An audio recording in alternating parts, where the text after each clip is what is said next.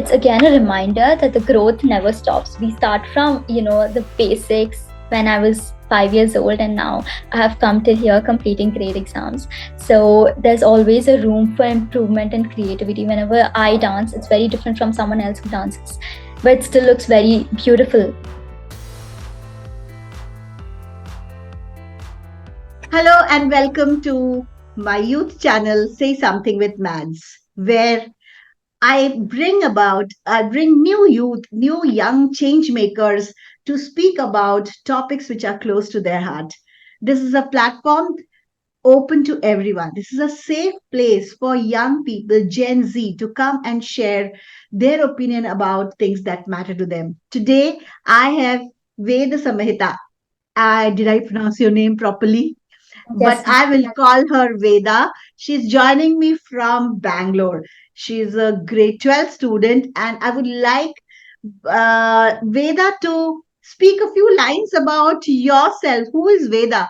And take yourself from the journey of your childhood to what you are doing right now. And then we will go into the actual interview. Over to you, Veda, and welcome to my channel. thank you, ma'am. So I would like to briefly introduce myself. So I am a class 12 student from Bangalore who's doing PCMB right now. And apart from academics, I indulge a lot in other extracurriculars like dancing and being a founder and a lot of like social entrepreneurship, which I am really deeply interested in. And apart from that, I'm so happy to be here today. To be very honest, as far as my childhood is concerned, like if I see myself today, eighth grader, I was a normal average student at class who used to score like maybe 80 or something. And then after COVID, I think the 2 years of pandemic has evolved me as a better person. That space where I reflected on myself and then my grades improved and I got exposed to the outside world, what it is outside the classroom and the school. And I'm so thankful that I did. First and foremost, we will start with your passion of about dancing. I know when I was speaking to you pre-interview, you were talking how dancing is a big part of your life. So tell me, when did you start dancing and which form of dancing? And how are you managing dancing with academics even in grade 12? Do you continue it still? And what does dance mean to you? What has it given to you? Yes, ma'am. So I first started dancing when I was 5 years old. My mom put me into Kuchipudi, which is a traditional Indian dance form. Then we had to move to Bangalore. That's when I started learning Bharatanatyam. So I have completed my junior examination. Now I'm preparing for the senior level. For me, it's a journey filled with self discovery, Mm, expression, and growth. It's a very unique mm, experience for me. It holds a very special place in my heart. So dance has become more than a hobby over past few years. First, I started because I really liked doing it, but now it's more than that. It's more like an emotional outlet. It allowed me to express my feelings and experience the words that I mm, couldn't capture. So it's a form of mm, therapy for me, and it's a way to process my life's ups and downs. Through dance, I discovered aspects of myself which I couldn't before, and I didn't even know that existed. It taught me, like while dancing, mainly a Bharatanatyam dance, the posture, everything is really so important, I think, and the practice. So it actually, helped me, taught me more about discipline, dedication to that yes, field, and then, yes. apart from that, resilience and the power of self expression. It Mm, actually challenged me to break my own limitations because every time I danced, I knew that, mm, there was something within me. And mm, yeah, it is, I can say that dance is not just a hobby to me, it's a lifelong journey. It's again a reminder that the growth never stops. We start from, the basics when I was 5 years old, and now I have come till here completing grade exams. So there's always a room for improvement and creativity. Whenever I dance, it's very different from someone else who dances, but it still looks very beautiful. And I try mm. to learn. Very beautifully. You very well said. Actually, through this question itself, we come to know how passionate your answers were. So, you had used dance as a metaphor for a lot of things happening in a life. But also, one more thing, dance makes you very popular in school, right? All programs, everything. Teachers will just Yes. say, "Okay, Veda will do this. Veda, any is does that happen to you too?" Yes, ma'am, it does. So basically, I mean, it was a little different. And back in my old school, because I mean, like I transitioned from 10th grade. So 10 years I was in one school, and after 10th grade, I had to come back to other new school. So Okay. till 10, like till the 10th grade, I was very popular for traditional dance in my old Uh, school. But when I Okay. came to Bishop Cottons, it's very different. Now people recognize me, like teachers recognize me for the Western dance. So I mean, yes, that's something which I feel like really, you know, different. And now I've even started learning Western dance. Now I even learn that along with Bharatanatyam. Now I even learn hip hop. My God. So this is totally two different dance form, but I think Yes, rhythm is what is main thing in your yes, body, ma'am. and I And think you adapt. flexibility. Yes, ma'am. Yeah. If I have to ask you, do you have an idol in your life whom you look up to as a hero of your life, and whom you think that this I want to be somebody like them, or I want to imbibe the qualities of this person, or anybody, maybe a dancer, maybe in any other field? Who would you call your idol? Yes, ma'am. So this might sound a little cliche, but to be very honest, I think my ideal is my mom. Yeah. So I have seen her from she left her career for us to take care of me and my brother. And now after we grew up, now she takes care of the house, her business, and she even creates content. So she's extremely hardworking. So I see her, like working till 2 a.m. and then even wake up at 4 o'clock and prepare lunch for us for the next day to school. And I think she's very much organized. I am not that organized, to be very honest. She's has her own to-do list, and most importantly, I see her as someone who inspires me a lot.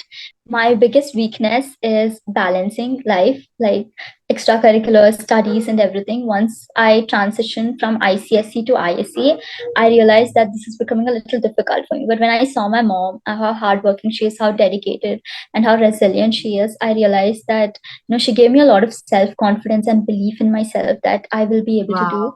I'm still True. trying my.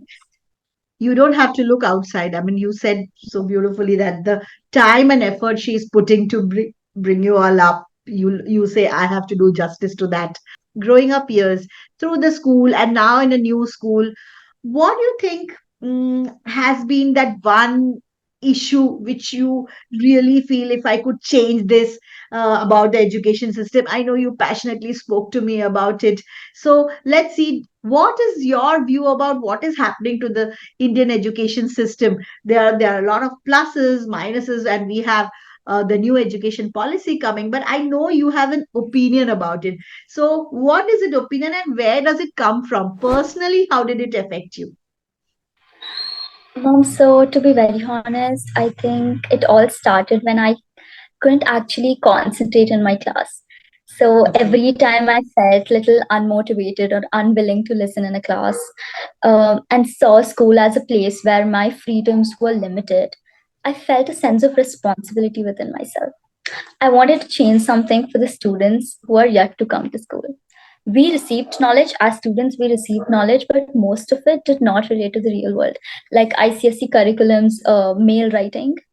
We do have email writing, but that's for principals and everything, and most of the topics are not related to the real world. Once I took up science in 11th and 12th. Now I do have practicals, but once I came into Bishop Cottons, I realized in my old school was very practical. Like our chemistry teacher, she was my favorite teacher, and she used to be we used to spend a lot of time in our lab. But when I came into Bishop Cottons, I realized that the first time they came into lab was in their 11th grade. So What? yes, ma'am. Really? Yes. Yes. So there were few things which were actually shocking to me. So I think there's a lot of like practical learning missing. Back in when I was there, I think we were taken into labs from seventh grade. But I think in Cottons, they were taken in their 10th grade starting. I think that was their starting. And apart from that, I think there's a lot of like like our education system right now makes it look like learning is more about memorization, but I believe learning is more than memorization. I'm not trying to blame the theoretical, the process that Indian education system is about, but I'm talking about how we can be a little more holistic, because learning to me is a process that leads to change. It occurs as a result of experience that increases the potential of improved performance in future learning. These Hmm. days, I mean, even in ISC curriculum, I think if I see physics, I have 32 chapters, and I see that, most of it is not conceptual. Like the teachers, also, I'm not trying to blame my teachers, but I'm just letting, because in the rush of completing the syllabus, as it's such a huge chunk and we have to do Correct. revisions Yeah. and everything, we are missing out on, most of the time The it fun feels of like learning learning. is Yeah. a competition or a process of rote memorization, which, I mean, like education nowadays is like a chain of constant, rigorous curriculum throughout the years of schooling and race to become doctors and engineers in the 10th grade. Like I have seen in my old school, we used to have career counseling sessions only attended by Akash and Alan. And Mm, there were no other institutes, there were no other career fields that we were exposed to.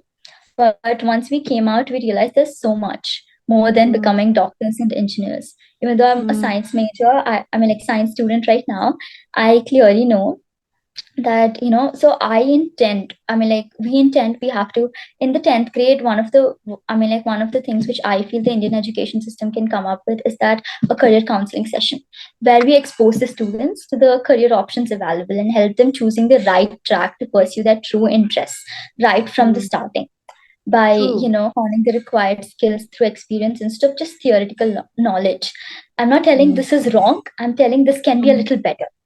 People, if from a childhood, like little early, I would say they should start, right? Yes, ma'am. And as you said rightly, that career counseling comes too late and too little in schools, and nothing Yes, actually of ma'am. what happens outside real world scenarios. We are only, as you said, Akash and Alan. That's something very shocking. Only two institutes coming in, Yes, co- ma'am. I mean, we coming always told that brainwashing the science children. is the only field that we might be successful in. During the pandemic, you said you evolved, you changed a lot, and you started your NGO. So where did this social activism bug came into you? Is Did you see anything? Did you have this in yourself, like, okay, I want to change this, so I want to do? What was the first seed which you thought that, yes, I this is a spark, I have to do Yes, it? ma'am. And So, also talk about your NGO has a beautiful name, Vorfreude. And where does this name come from? A German name. Yeah. yes, ma'am. So first thing, how did this come up? So I know clearly, I'm sure that being an average student, I didn't wake up one day and say I want to change the education system.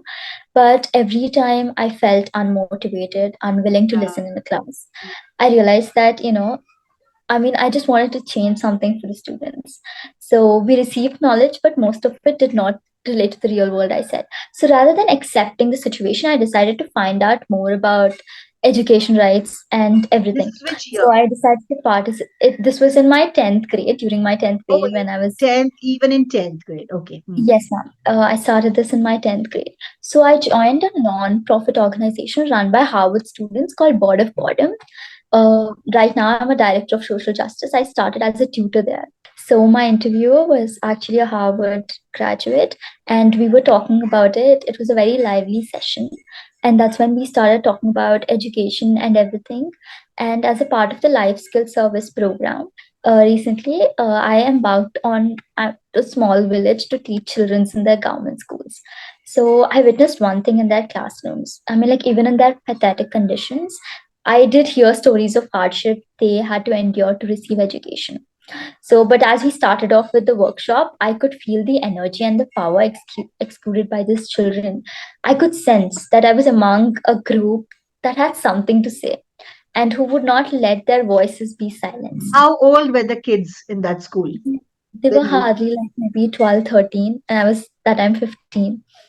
Yes, ma'am. So I was never in awe of their, collective potential and assertiveness. And I think among those discussions about rights, leadership, skills, their passions, I found the aim of my life. I realized that if we want to process education, uh, not to be alienated from the process of living life, we need to bring life to school. So I started Vorfreude with a team of 5. Now we are a team of 150 students, and Mm-hmm. we are spread across 15 Indian cities, and we have established ourselves even globally in UAE, and we are still, I mean, like we're You've looking. started UAE? I'm in Dubai. Where is it? Now it's in Abu Dhabi right Okay. now. Yes, ma'am. We right now we are doing like online projects, not yet offline, but in India we do active offline projects. So, and I realized yeah, after UAE, we are still right now we're talking with our heads in US and trying to form a team in US, UK, and Canada. So one thing about what Freuda was that I realized, like, I started to wonder, like, what is the most, or more, like, I consider the most important question of my life is how do I learn? And my conclusion to what Freuda was, it's very important to love the process of being educated. Hmm. So And the workshops. what is tell me if this board of boredom didn't happen to you, Vorfreude wouldn't have been there, right? So the your first Yes, initiation was through that yes, ma'am. NGO, That's and why I was, you joined it as a yes, tutor, you said.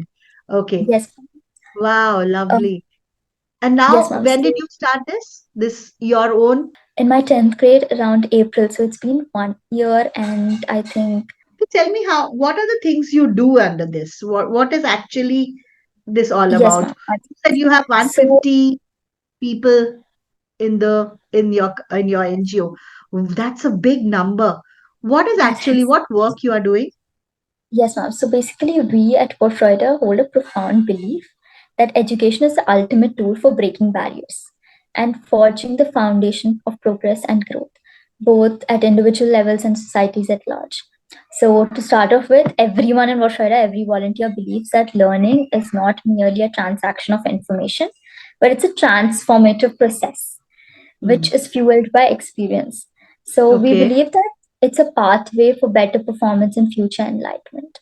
Okay. So our workshops. So firstly, we conduct workshops. We collaborate with government schools and orphanages in different cities we are established in. So our workshops are built on the pillars of emotional, cognitive, physical, and social development. So we guide students not only in their academic pursuits, but also in their art of building essential social skills through webinars and engaging events. So we emphasize holistic learning as well as maintaining the importance of academic excellence. So we have a lot of book donate. We conduct book donation drives. Recently, our Noida team conducted a book donation drive where we donated around 1,000 books. And I know about. I'm not. I'm pretty sure you know about Faria Mariam, who actually came into this, platform recently, a few months Yes. back.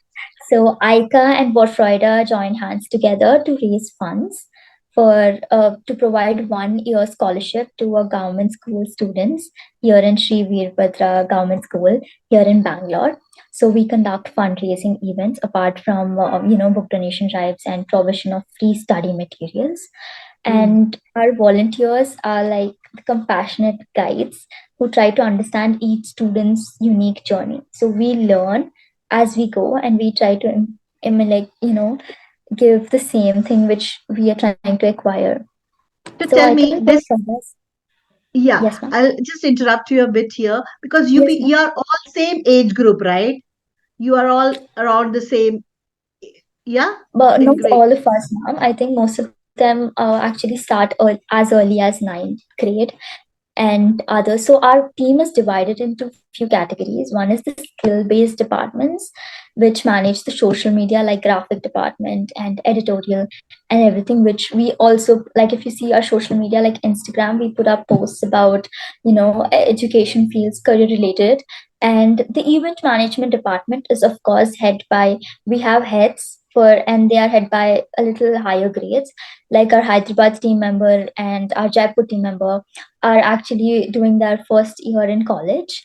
Not Hmm. everyone, so others are Okay. in their 10th grade. So it depends team to team. When you first started this, like Workfried, the day one or maybe week one, month one. So what did you ask? How did people kept joining? So what was your first step? How did you wanted to change the education system? You said you want to bring holistic education and give them more than education, classroom education. So you started through Instagram, as you said. So what Yes. kind of posts you started posting, and how did you attract people? Yes, ma'am. So the first thing is that even if you go and see Vorfreude right now, the first post was designed by me. I had to take a lot of time to learn graphic designing, learn Canva, learn Photoshop, and design it myself. Then I called few of my friends who were not that interested. They were not really interested. My own best friend was not that interested because we were more told that academics is everything, and this was something Yeah. new in our school, which is mostly JE and NEET oriented. So Hmm. it was actually No new time then. for anything else. Yeah. Yes, ma'am. And then luckily, uh, there was not. She was not even my friend. She was from a different section.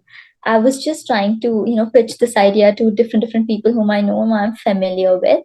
And suddenly, one of the persons said she was interested and she would like to be with me through this till the end of 10th grade, because she said she would start her NEET coaching after that, so she would not dedicate much time. But yeah, whatever time it was, I thought maybe, at least I was one, right now I'm two, maybe tomorrow it's going to be more. So we did start together.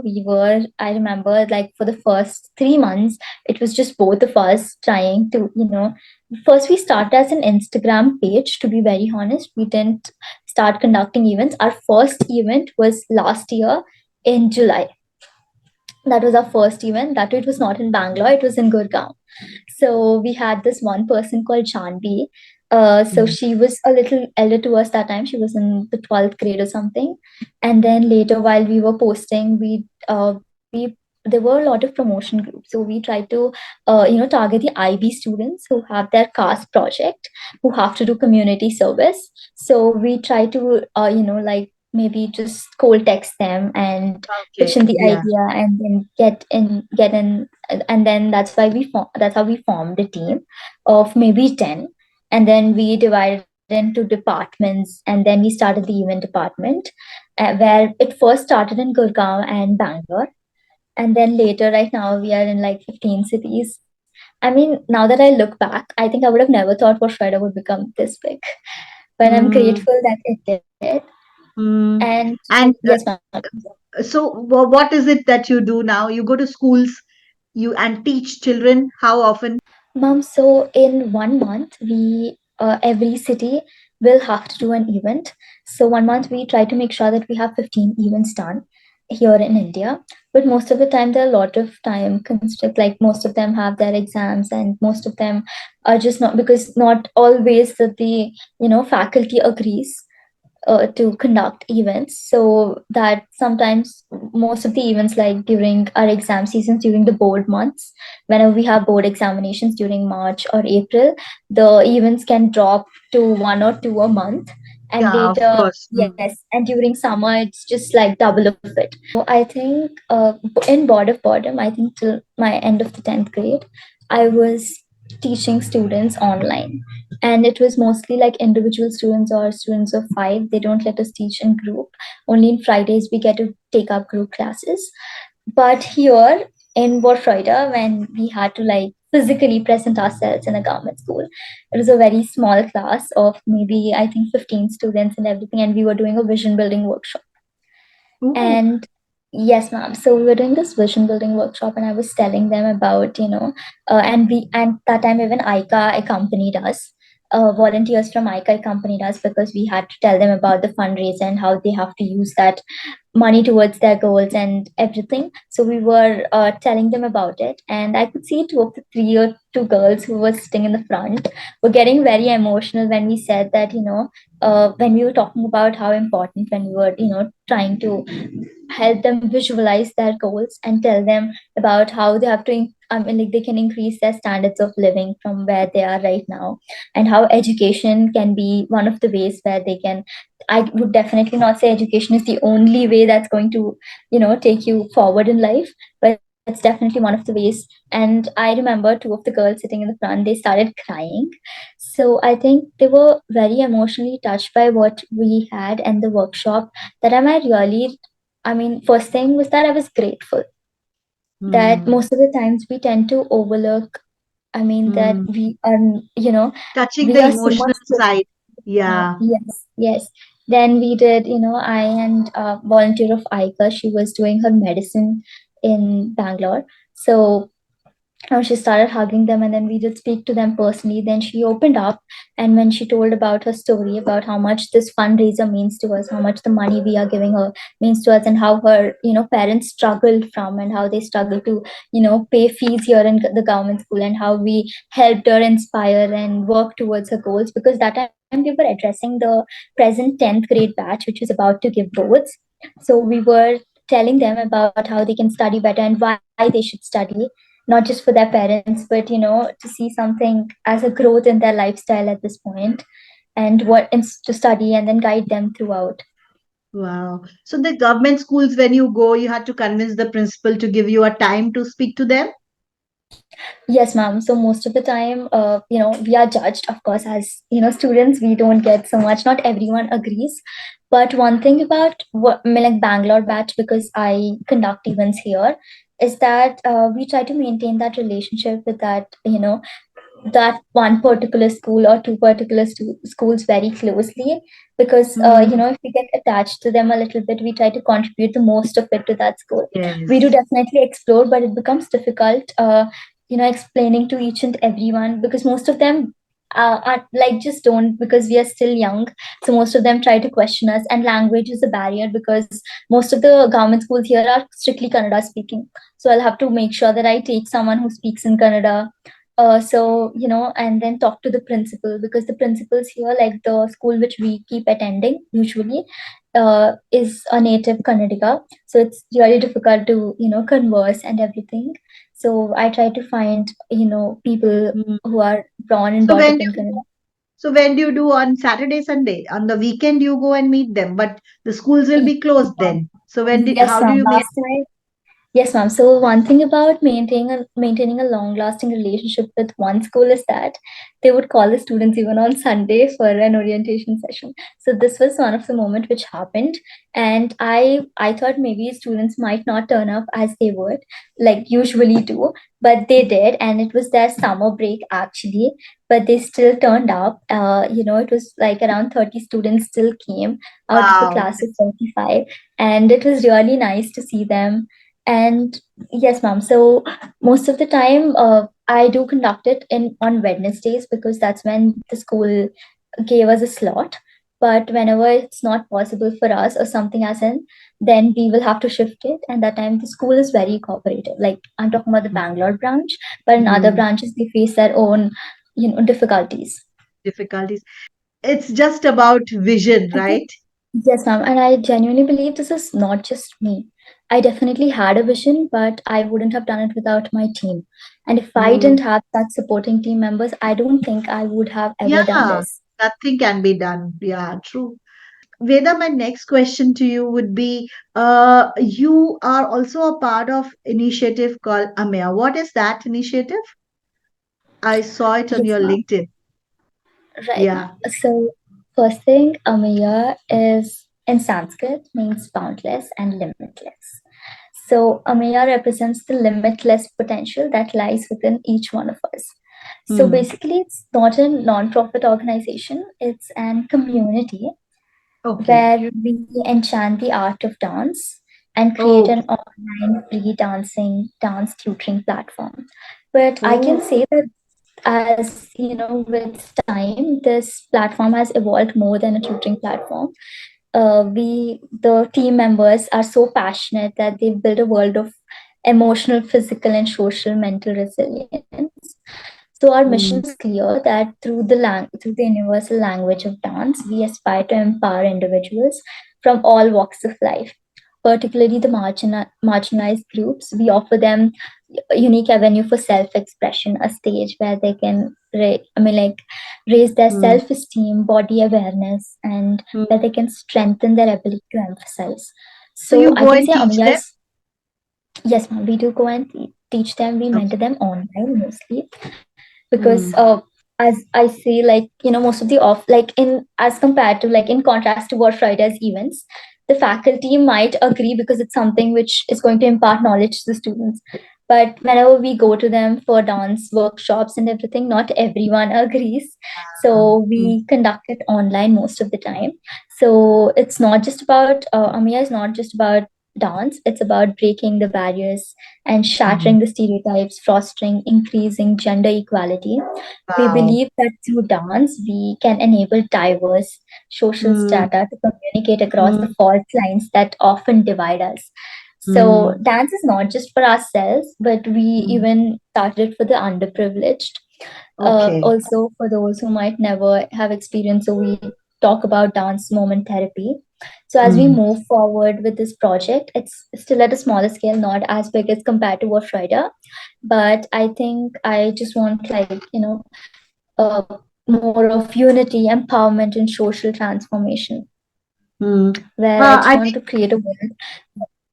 No, ma, I'm just so. telling where I would like to create a world where beauty of dance knows no bounds, as the name suggests, and where we take a step that leaves an mark on the humanity. We teach dancing, and then we Okay. promote sustainability. And there's a lot of projects related to dance that we do. I did ask you about the meaning of the word Vorfreude and how did you pick Yes, ma'am. pick that tagline? Yeah, the Yes, name. ma'am. So, yes, this again goes back to the interviewer I met. So she was a Okay. Harvard. Yes, ma'am. So she was a Harvard. I was never familiar with the word because I never did German. I never did study German. So we were discussing over time. We became really close friends, and I can say she's one of the person who has inspired me to come and come into the world of education. So we were discussing about this, and she was talking about her Princeton essays, where there was this one question that tell me one word which inspires you a lot.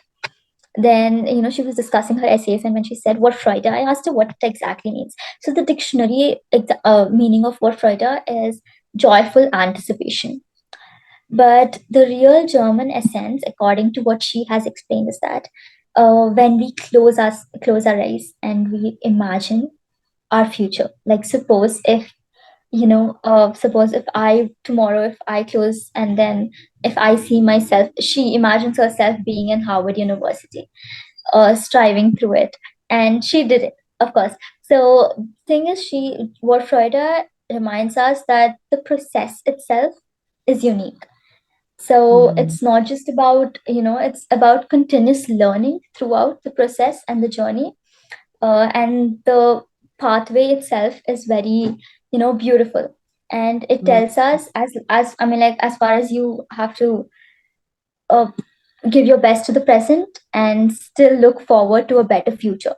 So it's an Mm. anticipation towards your future, at the same time giving your best in the present, and Okay. realize that the journey itself is so beautiful.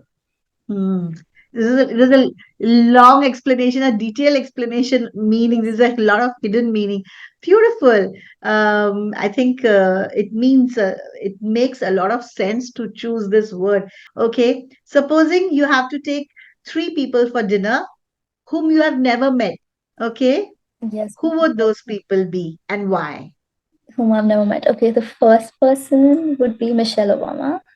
Okay. She's That's very possible. popular for our team. Yeah. Yes, ma'am. So I think she's someone whom I really, I recently read her book, autobiography. Yeah. Hmm. And the next person would be my favorite author, James Clear. Okay. So, yes, ma'am. So his book, Atomic Habits, has, as I was talking about how I struggled to maintain a routine and manage time once I came into ISC. And so the other person would be Priyanka Chopra. So I think she's someone whom I am really inspired by. Like, I see her, like, the way she presents herself, the way she advocates for like, children and everything. And I think why I like her the most is that her confidence. Veda, now is this time when you get to ask me a question. So this is a role Yes. reversal, and at this point of interview, I want you to ask me any question you want, and let's see what is going to be. As you yourself have been a very teacher and then an educationalist, I want to ask, what do you believe that the most significant or transformative change that education can bring into an individual life, and how can educators and initiatives like Vorfreude work towards achieving this change? Like, how can we be better? Like, this is a small vision by high schoolers, but I want the ones who are actually in this field to suggest better way. As I was telling you, honestly, with all the changes, all the technologies which has come, chat GPT, AI, we talk about, our classroom still remains very old fashioned. What 25 years back was happening, it's still happening, textbook studies. And you yourself are an example of what is going on in the classroom. So, where is actually the change visible? I don't think so. But some schools, yes, are doing, but 90% school are still stuck in this dinosaur era. You started with vision building, then you start with all the soft skills, how to crack an interview, how to sit, how to talk, what should be your body language, what should be your voice, what should be your hand movement, communication. As you said, you are in grade 11 and you said dance helped you a lot. There has to be some kind of Mhm. a recreation for children, right? It could be as simple as drawing, sketching, charcoal painting, whatever you do. There has to be something outlet. So, how would you like to end today's interview? With some quote of yours, or maybe you want to share something? This would be the ending line. Let's see how you want to end it. This is your show. Oh, wow. I think I would like to end it with a favorite quote of mine. That's he who says he can and he who says he can't both are usually right. So, Okay, okay. Thank you so much, Veda, for being here today. And I hope you had a wonderful time. yeah, And all your nervousness, which you saw in the beginning, which you thought that you will carry, has completely dissipated. And you have been a wonderful, wonderful example to the youth who will yes, be ma'am. listening to this. All right. Thank you. So, with this, we come to the end of this talk show, and I hope you enjoyed listening to Veda as much as I enjoyed asking, because some of the answers I was not expecting, and she was really very clear in her thought with reason. So, I had a fantastic time. So, thank you once again for joining. Like every week, I say before ending, we have only one earth. Do your bit to make it better. Maybe by saving little water, by not wasting food, by not using plastic. Anything will go and make a big difference. So do it. Thank you, Veda, once again. And see you again soon. Maybe physically when I come back to India. Okay. Bye bye. See you. Bye bye.